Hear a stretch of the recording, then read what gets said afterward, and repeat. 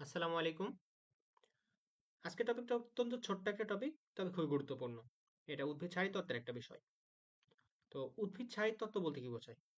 উদ্ভিদ তার বিভিন্ন জৈবনিক কাজ বিভিন্ন প্রক্রিয়ায় সম্পাদন করে থাকে। যেমন উদ্ভিদ তার খাদ্য তৈরি একটা প্রক্রিয়া করে, সেই খাদ্য ভেঙে মানে খাদ্য ভেঙে শক্তি উৎপাদন একটা প্রক্রিয়া করে। উদ্ভিদ তার পুষ্টি নিশ্চিত করা একটা প্রক্রিয়ায়। তো এগুলো বিভিন্ন জৈবনিক কাজ উদ্ভিদ বিভিন্ন রকম প্রক্রিয়া সম্পাদন করে। তো বোটানির বা উদ্ভিদবিদ্যার যে শাখায় এই উদ্ভিদের বিভিন্ন শারীরবৃত্তীয় এই সব প্রক্রিয়া নিয়ে আলোচনা করা হয় বা প্রক্রিয়া সম্পর্কে স্টাডি করা হয়, সেইটাকে বলা হচ্ছে উদ্ভিদ শারীরতত্ত্ব বা প্ল্যান্ট ফিজিওলজি। তো এখন আসি হচ্ছে পুষ্টি। হ্যাঁ, তো পুষ্টি নিশ্চিত করতে খাদ্যের পাশাপাশি উদ্ভিদকে বিভিন্ন রকম খনিজ লবণ গ্রহণ করতে হয়।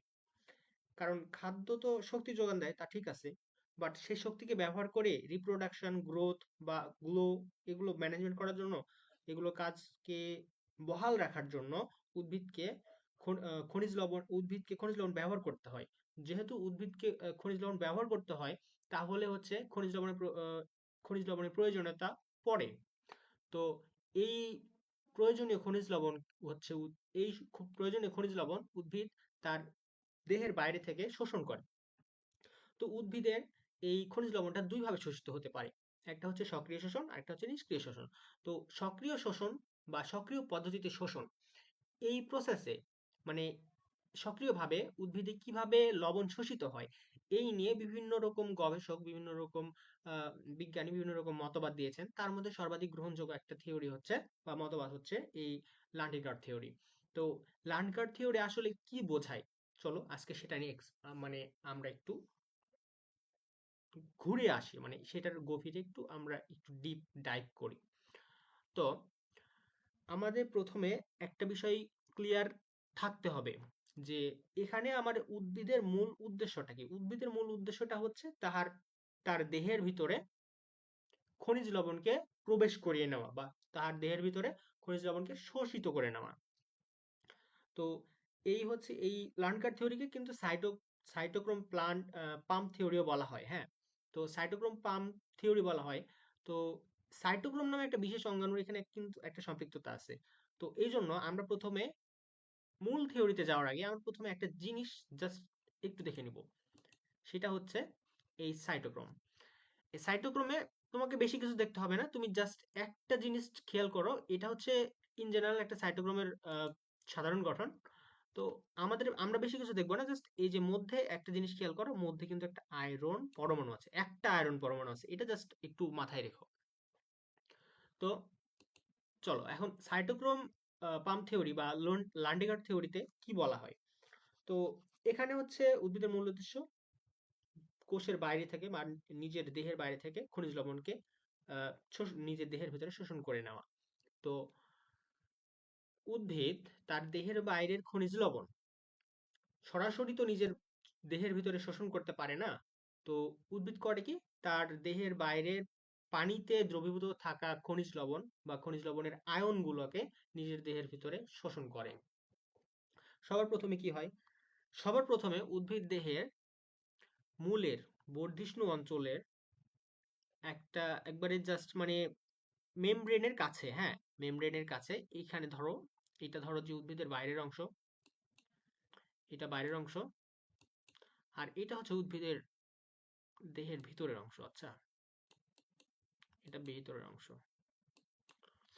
এটা হচ্ছে প্লাজমা মেমব্রেন। এতখানি প্লাজমা মেমব্রেন কোষের, হ্যাঁ, উদ্ভিদ কোষের প্লাজমা মেমব্রেন, এটা হচ্ছে কোষের ভিতরের অংশ।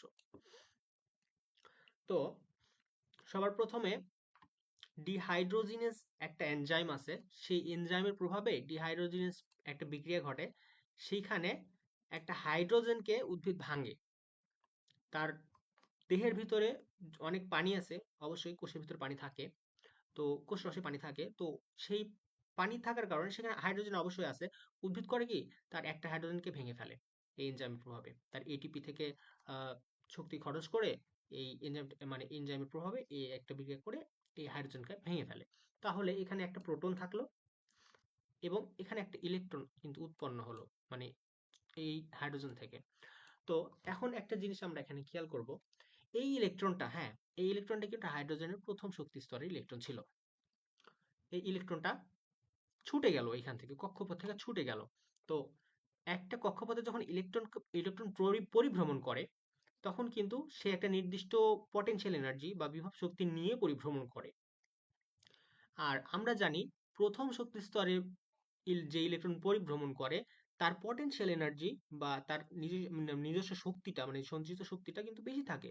কারণ প্রথম কক্ষপথে প্রোটনের সাথে ইলেকট্রনের আকর্ষণ বেশি থাকে, তো ওইটাকে নিউট্রালাইজড করার জন্য ইলেকট্রনের বিভব শক্তিটা বেশি হতে হয়।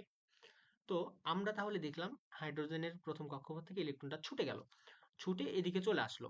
তো ছুটে যখন ইলেকট্রনটা অবলুপ্ত হলো, এটা একটা মানে বলতে গেলে অ্যানন হিসেবে কাজ করে, বাট নেগেটিভ চার্জ হিসেবে কাজ করে। তো আমরা এখানে একটা জিনিস খেয়াল করব, এখানে কিন্তু পরপর 3টা সাইটোক্রোম থাকে। হ্যাঁ, তো সাইটোক্রোমের এই 3টার আবার নাম আছে। বি, আমরা ভিতর থেকে যদি এটা গণনা করি তাহলে সাইটোক্রোম বি, সাইটোক্রোম সি এবং সাইটোক্রোম এ। হ্যাঁ, তো দেখো এখানে কি হয়, ইলেকট্রনটা একটা নেগেটিভ আয়ন এখানে চলে আসলো সাইডে সাইটোক্রোমের। তো আয়রন নর্মালি সাইটোক্রোম আমরা কিন্তু এখানে দেখেছি, হ্যাঁ এই যে এখানে দেখেছি সাইটোক্রোমের ভিতরে একটা আয়রন আছে। তো নর্মালি একটা আয়রন পরমাণু কিন্তু হচ্ছে Fe3+ অবস্থাতে বিদ্যমান থাকে বা Fe3+ অবস্থাতে বহাল থাকে।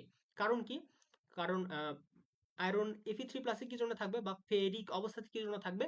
কারণ হচ্ছে আয়রন যখন Fe3+ 3টা হচ্ছে ইলেকট্রন ছেড়ে দেয়, তখন আয়রনের বহিস্থ কক্ষপথে যে 3D অরবিটাল আছে না, 3D অরবিটালটা অর্ধপূর্ণ অবস্থায় থাকে। যখন তুমি আয়রনের হচ্ছে ইয়ে করবা, ইলেকট্রন বিন্যাস করবা, তো ইলেকট্রন বিন্যাস করার পরে তুমি খেয়াল করবা যে যখন হচ্ছে আয়রন দুইটা ইলেকট্রন ছেড়ে দেয়, 2+A কনভার্ট হয়, তখন কিন্তু তার 3D-তে 6টা ইলেকট্রন থাকে। বাট যখন আরেকটা ইলেকট্রন ছেড়ে দেয় তখন হচ্ছে 3D-তে 5টা ইলেকট্রন থাকে, যেটা হচ্ছে বেশি স্টেবল কারণ অর্ধপূর্ণ। এই জন্য তোমার হচ্ছে প্রত্যেকটা ইয়েতেই সাইটোক্রোমেই আয়রন নর্মালি Fe3+ থাকে। তো যেহেতু Fe3+ একটা ক্যাটায়ন, তার হচ্ছে অ্যানয়ন প্রতি একটা আকর্ষণ আছে, ইলেকট্রন হচ্ছে একটা নেগেটিভ চার্জ, তাহলে এই আয়রনের এই Fe3+টা এই ইলেকট্রনটাকে নিজের দিকে আকর্ষণ করে। হ্যাঁ, তো আকর্ষণ করলো ভালো কথা, এই ইলেকট্রনটা এই Fe3+ এর সর্বশেষ কক্ষপথে যে সেট আপ হবে আর কি, মানে সেখানে যে স্টেবল হওয়ার চেষ্টা করবে। কিন্তু তুমি একটা জিনিস খেয়াল করো, এই ইলেকট্রনটা কিন্তু হাইড্রোজেনের প্রথম কক্ষপথের ইলেকট্রন। তো আমরা জানি প্রথম কক্ষপথের ইলেকট্রনে কিন্তু বিভব শক্তি বেশি প্রয়োজন হয় বা বেশি থাকে। তো এই বেশি বিভব শক্তিটা যখন কনভার্ট হয় মানে এই ছুটে যাওয়ার কারণে, এই হাইড্রোজেন থেকে ইলেকট্রনটা ছুটে যাওয়ার কারণে বেশি বিভব শক্তিটা যখন হচ্ছে গতিশক্তিতে কনভার্ট হয়, তাহলে কিন্তু সেখানে বেশি গতিশক্তি থাকে, ইলেকট্রনটার গতিশক্তি বেশি থাকে। তো এই জন্য যখন হচ্ছে এই আয়রনের বহিস্থ কক্ষপথে ইলেকট্রনটা আসে, সেট হতে চায়, বাট সেট হতে চায়, কিন্তু দেখো ইলেকট্রনে কিন্তু গতিশক্তি অনেক বেশি। অত বেশি কিন্তু গতিশক্তি বিভব শক্তি কনভার্ট করার দরকার হচ্ছে না আয়রনের এই সর্বশেষ কক্ষপথে ইলেকট্রনটাকে মানে স্টেবল করার জন্য বা ইলেকট্রনটাকে রাখার জন্য। তখন একটা কাজ হয় কি, ইলেকট্রনের কাছে তাহলে হচ্ছে আয়রনের ওই শক্তি স্তরটাতে শক্তি স্তরটাতে মানে 3D অরবিটাল থাকার পরেও, আসার পরেও যে পটেনশিয়াল এনার্জিটা মানে গতিশক্তিটা পটেনশিয়াল এনার্জিতে কনভার্ট হয়, তারপরে কিছু গতিশক্তি এক্সেস থেকে যায়। এই কারণে ইলেকট্রনটা সেখানে স্টেবল হতে পারে না। এই জন্য ইলেকট্রনটা সেখান থেকে ছুট মারে বা দৌড় দেয়। ইলেকট্রন সেখান থেকে ছুটে চলে আসে এবং আবার পাশে চলে আসে। তো ইলেকট্রন এখান থেকে ছুটে পাশে চলে আসলো, তাহলে হচ্ছে এই ইলেকট্রনটা যখন হচ্ছে এখানে আসলো, পাশে আসলো, সাইটোক্রোম বি থেকে সাইটোক্রোম সি তে আসলো, তখন কিন্তু আবার হচ্ছে এখানে সাইটোক্রোম সি তে আরেকটা আয়রন ছিল, যেটা হচ্ছে 3+ ছিল। সে ক্যাটায়ন, সে আবার একটা ঋণাত্মক আয়নকে পাইছে, তাহলে সে আকর্ষণ করবে, আকর্ষণ করে নিজের কক্ষপথে রাখার চেষ্টা করবে। কিন্তু এখানে দেখো, এই যে ইলেকট্রনটা, হ্যাঁ এই যে ইলেকট্রনটা আমরা পাইলাম, এই ইলেকট্রনটার কিন্তু অনেক শক্তি আছে, গতিশক্তি আছে। এই গতিশক্তির কারণে এখানে এখানে ফিট হওয়ার পরেও Fe3+ থেকে Fe2+ ফিট হওয়ার পরেও সে আবার দেখবে যে আমার কাছে এক্সেস গতিশক্তি আছে, এজন্য সে আনস্টেবল থাকবে, স্টেবল থাকবে না। তো সে আবার এখান থেকে এই কারণে আবার ছুটে যাবে, ছুটে ওখান থেকে বের হয়ে চলে আসবে, দিয়ে পাশের সাইটোক্রোমে আসবে, সাইটোক্রোম এতে আসার পরে আবার একইভাবে আয়রন দেখবে আমি Fe3+ হয়ে আছি, আমার একটা অ্যানায়ন আমার কাছে পাশে দিয়ে যাচ্ছে। তো কি করবে, একটা ঋণাত্মক চার্জ তার পাশ দিয়ে যাচ্ছে, তাহলে হচ্ছে সে ওই ইলেকট্রনটাকে আবার নিজের কক্ষপথের দিকে মানে কক্ষপথে স্টেবল করার জন্য আকর্ষণ করবে। তো Fe3+ সাইটোক্রোম এ এর Fe3+ ইলেকট্রনটাকে নিজের দিকে আকর্ষণ করলো, বাট ইলেকট্রনটাতে কিন্তু অনেক বেশি শক্তি ছিল, তাই না? প্রথম কক্ষপথের ইলেকট্রন, তো তাতে তো অনেক বেশি গতিশক্তি থাকার কথা। তো স্বাভাবিকভাবেই সেখানে হচ্ছে অনেক বেশি গতিশক্তি থাকার কারণে সেই ইলেকট্রনটা সেখানে ফিট হয় ঠিকই, বাট তার হচ্ছে অনেক বেশি আরো কিছু গতিশক্তি এক্সেস থাকার কারণে সে সেখান থেকেও ছুটে চলে আসে। তো এই ইলেকট্রন হঠাৎ করে এখান থেকে ছুট দেয়। যখন ইলেকট্রনটা হঠাৎ করে এখান থেকে ছুট দিল, তখন আয়রন কিন্তু চেষ্টা করবে এই ঋণাত্মক চার্জটাকে নিজের দিকে ধরে রাখার। কারণ তার একটা আসক্তি আছে ঋণাত্মক চার্জের প্রতি। ইলেকট্রন তার গতিশক্তির জন্য সেখান থেকে ছুটে চলে আসলো, কিন্তু আয়রন চেষ্টা করতেছে বারবার যে সেই এই ঋণাত্মক চার্জটাকে নিজের মধ্যে, মানে নিজের আয়ত্তের মধ্যে ধরে রাখার। কিন্তু ইলেকট্রন চলে আসলো, তখন আয়রন এই অল্প সময়ের জন্য আয়রনের কি হবে দেখো, এই অল্প সময়ের জন্য আয়রন চেষ্টা করবে তার আশেপাশে যে কোনো ঋণাত্মক চার্জ যেটা আছে না, সেটাকে নিজের দিকে টেনে নিয়ে ধরে রাখার। কারণ তার মতে, মানে তার হিসাবে তো ওটা ইলেকট্রন হওয়ার কথা, তাই না? তো ইলেকট্রন তো অলরেডি চলে আসছে, বাট আয়রন চেষ্টা করবে সেই ঋণাত্মক আয়নটাকে নিজের দিকে ধরে রাখার। তো এখন আমরা খেয়াল করি, ইলেকট্রনটা থাকুক, সমস্যা নেই, ইলেকট্রন চলে আসুক। তো এই যে এখানে একটা পর্দা আছে, এই সাইটোক্রোম এ কিন্তু হচ্ছে একবারে জাস্ট হলো মানে আউটসাইডের অনেক কাছে, মধ্যে জাস্ট একটা ধরো যে প্রাচীরের মতো পর্দার মতো জাস্ট একটা লেয়ার আছে আর কি। তো এই লেয়ারের বাইরে কিন্তু আমার অনেক অ্যানায়ন আছে বা ঋণাত্মক চার্জ আছে। তো এখানে কিন্তু আয়রন চেষ্টা করতেছে একটা ঋণাত্মক চার্জকে নিজের দিকে টেনে রাখার বা ধরে রাখার। আর এখানে অ্যানায়ন গুলা, এখানেও কিন্তু পর্দার এপারে কিন্তু অ্যানায়ন গুলো, অনেকগুলো অ্যানায়ন আছে। তো আয়রন তো আর জানে না, এখানে আয়রন তো আর জানে না এখানে ইলেকট্রন নাই, এখানে অ্যানায়ন আছে। তো আয়রন চেষ্টা করতেছে একটা নেগেটিভ চার্জকে নিজের দিকে টেনে আনার বা ধরে রাখার। তো এই টানের ফলে, এই পাম্পের ফলে এখান থেকে এই পর্দা বা এই কি বলবো, এটা বিভেদকটাকে ভেদ করে অ্যানায়ন এই আয়রনের টানের ফলে হঠাৎ করে এই পর্দা ভেদ করে চলে আসে কোষের ভিতরে বা কোষ ঝিল্লির ভেতরে। হ্যাঁ, আসার পরে অ্যানায়ন দেখে আমি তো আসলাম, অ্যানায়ন চলে আসে। তো অ্যানায়ন কিন্তু একটা ক্যাটায়নের টানের প্রভাবে আসে, তাই না? সেখানে ক্যাটায়নটা হচ্ছে, এখানে হচ্ছে আয়রন। তো আয়রন অ্যাননটাকে টানার পরে দেখে যে আয়রন চেয়েছিল তার একটা ইলেকট্রন লাগবে, কারণ সে ইলেকট্রনকে তার কক্ষপথে জায়গা দিতে পারবে। কিন্তু একটা অ্যানায়ন তো একটা পরমাণুর একটা অংশ বিশেষ, তাই না? একটা আলাদা রকম পরমাণু বলতে পারো। তো সেই আলাদা পরমাণুটাকে তো আয়রন হচ্ছে নিজের কক্ষপথে স্থান দিতে পারবে না। তখন আয়রন আহ, ওই অ্যানায়নটাকে আর নিজের কক্ষপথে রাখতে পারে না। আবার অ্যানায়নও এসে দেখে যে আমি এসেছি একটা প্রোটনের জন্য, বা একটা মানে পজিটিভ চার্জের সাথে অ্যাটাচ হওয়ার জন্য। তো অ্যানায়নটা এসে দেখে যে এইখানে আয়রন একটা একটা আয়রন ঠিকই আছে পজিটিভ চার্জের, বাট এখানে আয়রন যেটা আছে সেটা হচ্ছে সাইটোক্রোমের সাথে, মানে এই যে এইখানে সাইটোক্রোমের মধ্যে আয়রনটা বিভিন্ন যৌগের সাথে অনেক জটিল ভাবে মানে বন্ধনে আবদ্ধ হয়ে আছে। তখন অ্যানায়নটা আর আয়রনের সাথে তোমার হতে পারে না, অ্যাটাচ হতে পারে না। তখন অ্যানায়নটা কি করে, তখন অ্যানায়নটা এখানে আস্তে আস্তে মানে এগুলোতে ভাসে বেড়ায়, ভেসে বেড়াতে বেড়াতে বেড়াতে বেড়াতে এদিকে চলে আসে, আস্তে আস্তে আস্তে আস্তে চলে আসে, এসে কোষের ভেতরে প্রবেশ করে। এখানে অ্যানায়ন চলে আসলো, এগুলো অ্যানায়ন। হ্যাঁ, এই যেখানে দেখতে পাচ্ছ অ্যানায়ন, অ্যানায়ন চলে আসলো। এখন ওইটা তো চলে আসলো, সমস্যা নাই। এখন দেখো এই ইলেকট্রন, এই দুষ্টু ইলেকট্রনটা কি করলো, দুষ্টু ইলেকট্রনের জন্য কিন্তু সবকিছু হইলো, তাই না? এই দুষ্টু ইলেকট্রনটা এখান থেকে হঠাৎ করে ছুট দিয়ে এখানে চলে আসলো। আর পাশে থেকেই দেখো, পাশে থেকেই কিন্তু এখানে প্রোটন ছিল, প্রোটনটা এখানে আসবে, এসে আহ, আচ্ছা, প্রোটনটা এখানে আসবে, এসে তোমার কি তৈরি করবে, একটু ওয়েট,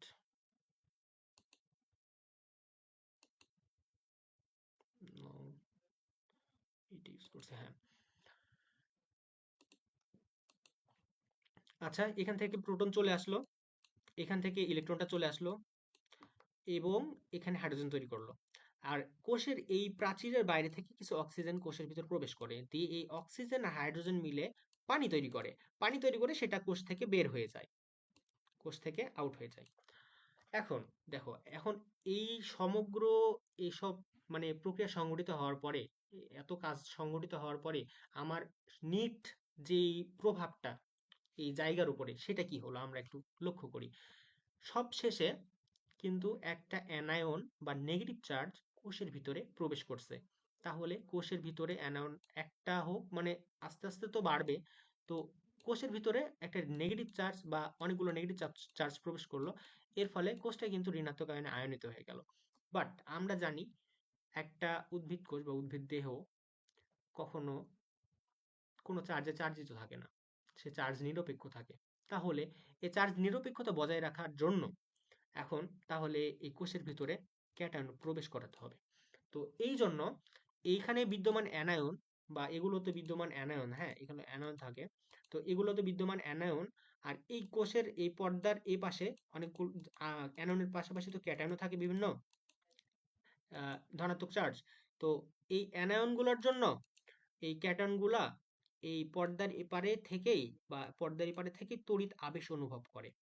এটাকে বলা হয় এখানে উদ্ভিদ শারীরতত্ত্বের ভাষায় বলা হয় ইলেকট্রোপটেনশিয়াল গ্রেডিয়েন্ট। যাই হোক ওইটা আমরা না যাই, আমরা বুঝতে পারতেছি যে এখানে বিদ্যমান অ্যানায়নের জন্য ঋণাত্মক চার্জের জন্য এখানে ধনাত্মক চার্জ তড়িৎ আবেশ অনুভব করে, এক প্রকার আকর্ষণ অনুভব করে। এই আকর্ষণের ফলে এই ক্যাটায়নগুলো নিষ্ক্রিয় পদ্ধতিতে বলতে গেলে কোনো শক্তি ছাড়া এই আকর্ষণের জন্য, মানে এই আকর্ষণের জন্য ক্যাটায়নগুলো এই প্রাচীর ভেদ করে এই পর্দা ভেদ করে চলে আসে আসে আসে আসে এবং এই কোষের ভিতরে চলে আসলো। এসে এই অ্যানায়ন আর এই ক্যাটায়ন একসাথে মিলবে, হ্যাঁ মিলে লবণ ফর্ম করবে। আর এই লবণটাই হচ্ছে আমাদের এই উদ্ভিদটা চেয়েছিল, তাই না? এই লবণটা এই উদ্ভিদ চেয়েছিল এই লবণটা তার নিজের শরীরের ভিতর প্রবেশ করাতে। তো এখন বিষয় হলো এই যে ক্যাটায়নটা যে শরীরে উদ্ভিদের দেহে প্রবেশ করলো না, এর জন্য তো উদ্ভিদকে বাড়তি কোনো শক্তি বা বাড়তি কোনো এটিপি খরচ করতে হয়নি। তাই জন্য এটাকে বলা হয় ক্যাটায়নটা অনেকটা নিষ্ক্রিয়ভাবে কোষের ভিতরে প্রবেশ করে। আচ্ছা, এখন এইভাবেই উদ্ভিদের দেহের বাইরে থেকে উদ্ভিদের দেহের ভিতরে একটা লবণ বা খনিজ লবণ প্রবেশ করে। এইটা হচ্ছে সাইটোক্রোম পাম্প থিওরির মতবাদ বা আহ, প্রস্তাবিত কথাবার্তা আর কি। তো এটাকে আমরা যদি একবারে সাম আপ করি, এত কিছু কথাবার্তা তো মনে থাকবে না। তো আমরা যদি এটাকে সাম আপ করি একবারে, তাহলে দেখব সর্বপ্রথম পয়েন্ট আমরা দেখেছি কোষের ভিতরে প্রথম হাইড্রোজিনেস হয়, তাই না? হাইড্রোজিনেস হয়, এটা একটা নাম্বার। ওকে, এটা এক নাম্বার। তারপরে আমরা দেখলাম হাইড্রোজেনেস হওয়ার পরে প্রোটন প্রোটন এবং ইলেকট্রন আলাদা হয়ে গেল হাইড্রোজেন থেকে। তো এর ফলে ইলেকট্রন অনেক, ওই যে ইলেকট্রনের হচ্ছে অনেক বিভব শক্তি ছিল, সেটা গতিশক্তিতে কনভার্ট হওয়ার ফলে ইলেকট্রন দৌড় মারলো। 2 নম্বর পয়েন্ট সেটা হচ্ছে ইলেকট্রনের দৌড়। আচ্ছা, ভালো কথা। 2 নম্বর পয়েন্ট ইলেকট্রনের দৌড়। এখন ইলেকট্রন 3 নম্বর পয়েন্ট হচ্ছে ইলেকট্রন আয়রন পরমাণু থেকে বের হয়ে আসে, এতে আয়রন কর্তৃক পাম্পিং হয়। এইটা হচ্ছে, এই যে দেখো ইলেকট্রনটা তো এখানে আসলো, এই প্রথম সাইটোক্রোম ওইভাবে অতিক্রম করবে যেভাবে বললাম, দ্বিতীয় সাইটোক্রোম এভাবে অতিক্রম করবে, তৃতীয় সাইটোক্রোমটাও এভাবে অতিক্রম করবে, দিয়ে আয়রনের এই আয়রন পরমাণু থেকে বের হয়ে চলে আসে, ছুট মারে চলে আসে, দৌড়ে চলে আসে। এর ফলে আয়রন একটা ঋণাত্মক আয়নের প্রতি আকর্ষণ, তাৎক্ষণিক আকর্ষণ অনুভব করে। এর ফলে এই ঋণাত্মক আয়নটা এখানে পাম্পড হয়, মানে ছুটে চলে আসে, বলতে গেলে এক প্রকার আকর্ষণে, হঠাৎ আকর্ষণে চলে আসে। তো এইটাই বলা হচ্ছে ইলেকট্রন আয়রন পরমাণু থেকে বের হয়ে আসে, এতে আয়রন কর্তৃক পাম্পিং হয়। 3 নম্বর পয়েন্ট। 4 নম্বর পয়েন্ট হচ্ছে পাম্পের ফলে অ্যানায়নে প্রবেশ করে, যেটা বললাম। সাথে সাথে পাম্পের ফলে অ্যানায়নটা কোষের ভিতরে পর্দাভেদ করে প্রবেশ করলো।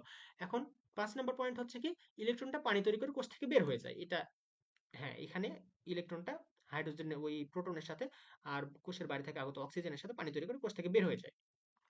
আর 6 নম্বর পয়েন্ট হচ্ছে, এটা হচ্ছে ক্যাটায়ন অ্যানায়নের অনুপ্রবেশ না, এটা হচ্ছে ক্যাটায়নের প্রবেশ কিভাবে হয়, সেটা হচ্ছে তড়িৎ আবেশের ফলে বা ইলেকট্রোকেমিক্যাল গ্রেডিয়েন্টের ফলে ক্যাটায়নের প্রবেশ ঘটে। যেটা কিছুক্ষণ আগে বললাম, এখানে অ্যানায়ন ছিল, অ্যানায়নের প্রতি প্রতি অ্যানায়নের প্রতি ক্যাটায়ন একটা আকর্ষণ অনুভব করে বা আবেশ সৃষ্টি হয়, এর ফলে ক্যাটায়নটা এর ভিতরে ঢুকে যায়। বাস, এইভাবে উদ্ভিদের খনিজ লবণ সক্রিয় পদ্ধতিতে সম্পন্ন হয়। এই পর্যন্ত লার্ন গড থিওরি মোটামুটি শেষ। এরপরে কিছুটা প্রশ্ন থেকে যায়, বুঝতে পেরেছো? কিছু প্রশ্ন থেকে যায়, যা অনেক স্টুডেন্ট আছে তাদের মনে, তাদের উৎসাহী অনুসিদ্ধ সিদ্ধন সরি কি বলে ওইটাকে, আচ্ছা যাই হোক, তাদের উৎসাহী মনে আহ, আরো কিছু প্রশ্ন থাকে। চলো দেখে নিই। অনেকের মনে প্রশ্ন থাকে, হোয়াই ইলেকট্রন অলওয়েজ, মানে সবসময় এখানে ইলেকট্রনটাই কেন ছুট দিচ্ছে, প্রোটন কেন ছুট দিচ্ছে না? প্রোটন তো দেখতেছি আস্তে আস্তে আস্তে আস্তে এখানে আসতেছে, ইলেকট্রনটা কেন ছুট দিচ্ছে, কেন প্রোটন ছুট দিচ্ছে না? এটার একটা ভ্যালিড ব্যাখ্যা হচ্ছে, দেখো ভাইয়া, ইলেকট্রন ইলেকট্রনটা কিন্তু প্রোটনের তুলনায় অনেক হালকা, তাই না? তো একটা উদ্ভিদ চেষ্টা করে তার এসব শারীরবৃত্তীয় বিভিন্ন কাজ যতটা কম পরিমাণ শক্তি সম্ভব, মানে যতটা কম পরিমাণ সম্ভব শক্তি খরচ করে সেটাকে জাস্ট মানে কাজ সেরে ফেলা। মানে প্রত্যেকটা জীবই কিন্তু এটা চায়, মানে যতটা কম পরিমাণ মানে এনার্জি খরচ করে একটা কাজ হয় সেটাই ভালো। তো উদ্ভিদ এই জন্য ইলেকট্রনটা যেহেতু হালকা, ইলেকট্রনটাকে সরাইতে কিন্তু বেশি বেগ পেতে হয় না। আর ইলেকট্রনটা প্রোটনের কক্ষপথে যেহেতু বিচরণ করতেছিল, তাই না? তো ইলেকট্রনের সেই বিভব শক্তি ছিল, বিভব শক্তিটা হঠাৎ করে গতি শক্তির কনভার্ট হয়ে গেল। তো শক্তিটা কিন্তু ইলেকট্রনের, হ্যাঁ, প্রোটনের না। তাই মানে এখানে মুভ করার শক্তিটা ইলেকট্রনই পাচ্ছে। এই জন্য সবসময় ইলেকট্রন মুভ করে, প্রোটন মুভ করে না। প্রোটন মুভ করে, বাট মানে এত দৌড়ে এত শক্তি নিয়ে দৌড়ায় না, প্রোটন আস্তে আস্তে মুভ করে আর কি। তারপরে আসে হয় Fe3 always, why not others. এটা বললাম কারণ হচ্ছে পরিবেশে আয়রন 2+ বা আয়রনের চেয়ে আয়রন 3+ যেটা, সেখানে হচ্ছে আয়রন 3+ যখন থাকে তখন হচ্ছে আয়রনের 3D উপশক্তি স্তর ওটা বলে, কক্ষপথ না সরি, উপশক্তি স্তরে, 3D উপশক্তি স্তরে 5টা ইলেকট্রন থাকে, এর ফলে অর্ধপূর্ণ থাকে। আর অর্ধপূর্ণ অবস্থাটা বেশি স্টেবল, এই জন্য আয়রন 3+ থাকে। Why named us cytochrome pump theory, সেটা তো আহ, আশা করি বুঝতে পেরেছো। কারণ এইখানে যে হঠাৎ করে ইলেকট্রনটা ছুট দেওয়ায় একটু, হ্যাঁ, এখানে এই যে হঠাৎ করে ইলেকট্রনটা যখন ছুট দিল না, এখানে যখন হঠাৎ করে ইলেকট্রনটা ছুট দিল, এর ফলে এই যে আয়রনটা, একটা ক্যাটায়নটা অ্যানোনের প্রতি হঠাৎ করে আবেশ অনুভব করে। এর ফলে এই অ্যানোনটা কিন্তু হঠাৎ করে পাম্প করে চলে আসে। পাম্প বলতে কিন্তু আমরা হচ্ছে ওই যে আহ, আমরা হচ্ছে যখন যেটা কি বলে আহ, জমিতে সেচ দেয় না, সেখানে কিন্তু শ্যালো পাম্প বা এরকম টাইপ পাম্প মেশিন ব্যবহার করে। তো ওইটা কি কি করে, মাটির নিচ থেকে পানিকে আকর্ষণ করে। তো সেইটাই এখানে হচ্ছে ক্যাটায়নটা এই অ্যানায়নকে আকর্ষণ করে, এজন্য বলা হচ্ছে সাইটোক্রোম। এই সাইটোক্রোমের যেহেতু ক্যাটায়ন, তাই জন্য সাইটোক্রোম পাম্প থিওরি। আচ্ছা, আহ, অনেক বকবক করলাম। আহ, এই ছিল আজকে আমার পক্ষ থেকে। আশা করি তোমরা বুঝতে পেরেছো কিনা এটা তোমাদের উপর ছেড়ে দিলাম। কোনো বিষয়ে কনফিউশন থাকলে আমাকে অবশ্যই জানাবা কমেন্টে।